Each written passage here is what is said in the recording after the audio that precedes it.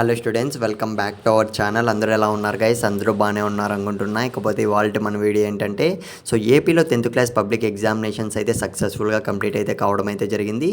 Guys, మీరైతే ఏ విధంగా రాశారు?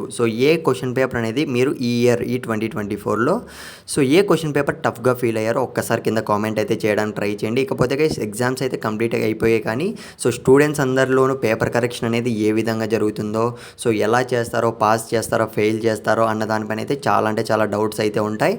గైస్, ఇది అలా పక్కన పెట్టినట్లయితే మనకు రిజల్ట్స్ అనేటివి ఎప్పుడు వస్తాయని అయితే చాలామంది స్టూడెంట్స్లో అయితే డౌట్ అయితే ఉండొచ్చు. దీనికి సంబంధించి మనకు లేటెస్ట్గా ఒక ఇంపార్టెంట్ అప్డేట్ అయితే రావడం అయితే జరిగింది అఫీషియల్గానే. గైస్, ఒక్కసారి మీరు స్క్రీన్ మీద అయితే గమనించండి. మే మొదటి వారంలో 10th రిజల్ట్స్ అని అయితే మనకు అఫీషియల్గా అప్డేట్ అయితే ఇచ్చేస్తారనమాట. ఇకపోతే గైస్, మీ అందరికీ చెప్పా కదా నేను ఆల్రెడీ అయితే 10th క్లాస్ పేపర్ కరెక్షన్స్ అనేటివి మనకు April 1 నుంచి అయితే స్టార్ట్ చేస్తున్నారనమాట. 25,000 మంది అంటే టీచర్స్ అయితే పార్టిసిపేట్ చేయబోతున్నారు పేపర్ కరెక్షన్కి అయితే ఈ ఇయర్ చూసుకున్నట్లయితే.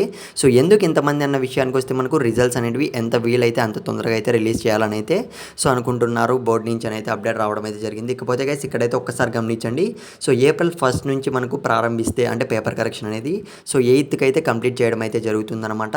ఇకపోతే రిజల్ట్స్ విషయానికి వస్తే మనకు మే 1st వీక్లో రిజల్ట్స్ అనేవి రిలీజ్ చేస్తారు అన్న అప్డేట్ అయితే తెలిసింది. గైస్, మరిన్ని ఇంపార్టెంట్ అప్డేట్స్ కోసం ఛానల్ సబ్స్క్రైబ్ చేసుకొని పెట్టుకోండి.